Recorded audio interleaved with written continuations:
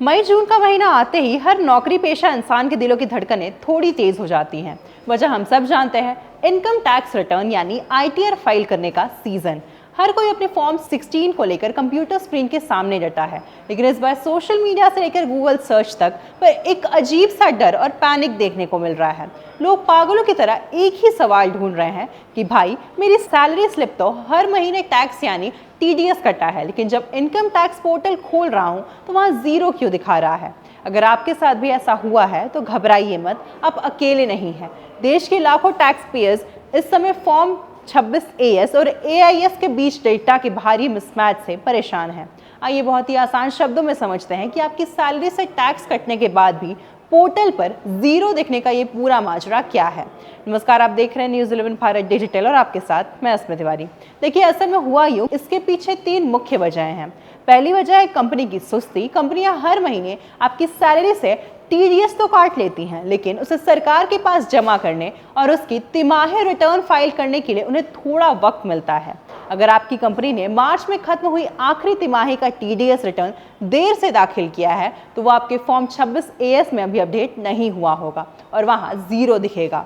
दूसरी वजह है बैंकों और फाइनेंशियल कंपनियों का पुराना या गलत डेटा जो वो पोर्टल पर चढ़ा देते हैं। और तीसरी वजह है आयकर पोर्टल का हालिया टेक्निकल रिफ्रेश अपडेट, जिसकी वजह से भी कई टैक्स पेयर्स का डेटा अस्थायी रूप से गायब या मिसमैच दिखा रहा है।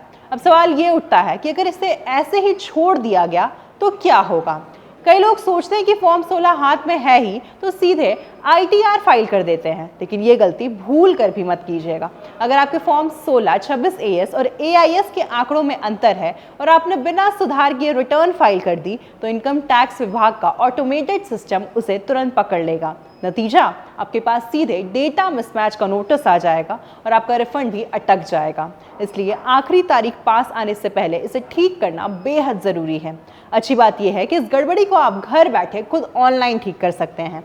इसके लिए सबसे पहले इनकम टैक्स इंडिया की ऑफिशियल ई फाइलिंग वेबसाइट पर जाकर अपने पैन नंबर और पासवर्ड से लॉगिन करें।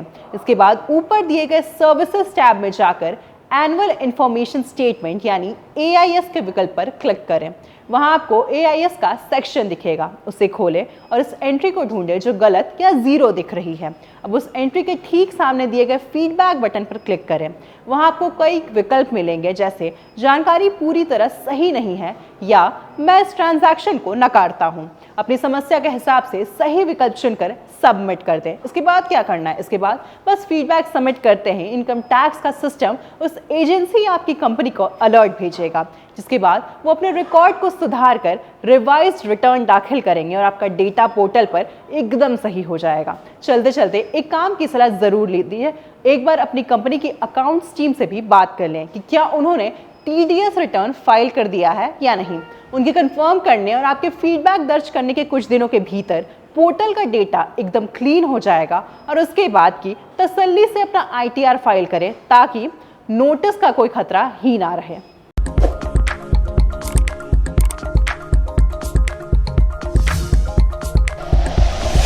Like and share videos, subscribe करें हमारा चैनल और प्रेस करें बेल आइकॉन। न्यूज़ 11 भारत, सच है तो दिखेगा।